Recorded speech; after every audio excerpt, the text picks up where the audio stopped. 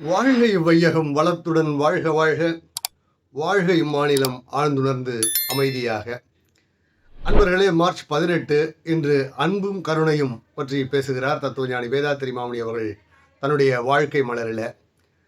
அன்பும் கருணையும் என்று பேசும்போது பொதுவாக சிம்பத்தி எம்பத்தி என்பதற்கான வேறுபாடாக சொல்வார்கள். சிம்பத்தி என்பது தன்னோடு தன்னை சார்ந்தவர்களை கட்டி காப்பது, அவர்களுக்கு பாதுகாப்பாக இருப்பது என்பது அன்பு.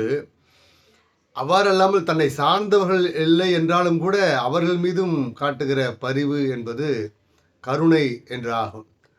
அப்படியாக அருள் தந்தை தத்துவஞானி வேதாத்திரி மாமணி அவர்கள் அன்பும் கருணையும் என்பதற்கு எப்படி காட்டுகிறார் என்றால், தன்னோடு பிணைத்து வைத்து கொண்டு அந்த பொருளையோ நபரையோ பாதுகாப்பது என்பது அன்பு.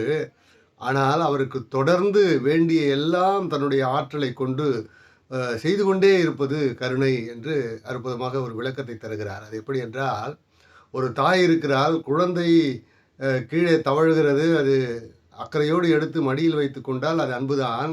ஆனால் மடியில் எடுத்து வைத்துக் கொள்வது மட்டுமல்லாமல் தொடர்ந்து அதற்கு வேண்டிய பால், உணவு போன்றவற்றை கொடுத்து வளர்த்து கொண்டிருக்கிறார் அல்லவா, அது கருணை என்று சொல்கிறார். அதே போல தான் சொல்கிறார், மாம் பிஞ்சு விடுகிறது ஒரு மரத்தில், அந்த மாம் பிஞ்சு விழாமல் பிடித்து வைத்துக் கொள்வது என்பது அன்புதான். ஆனால் அந்த மாம் பிஞ்சு தொடர்ந்து வளர்வதற்கான எல்லா வகை ஊட்டச்சத்துக்களையும் தன்னுடைய வேரிலிருந்து, இலையிலிருந்து, கிளைகள் மூலமாக, காம்பின் மூலமாக அதற்கு தந்து கொண்டே இருக்கிற அந்த செயல் கருணை என்று அற்புதமாக தத்துவஞானி வேதாத்திரி மாமணி அவர்கள் கூறுகிறார்.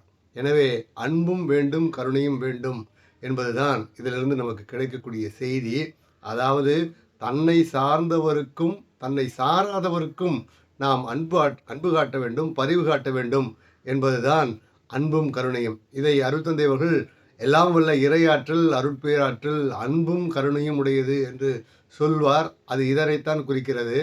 எல்லாவற்றையும் கட்டி காப்பாற்றி கொள்வது மட்டுமல்லாமல், கொண்டிருப்பது மட்டுமல்லாமல், எல்லாவற்றிற்கும் வேண்டிய எல்லாமும் தந்து கொண்டே இருக்கிற ஒரு நிலை, இறைநிலை அது என்று தத்துவஞானி கூறுவதை உங்களுக்கு சொல்லி இன்றைய சிந்தனையை நிறைவு செய்கிறேன். வாழ்க வளமுடன், மகிழ்ச்சி.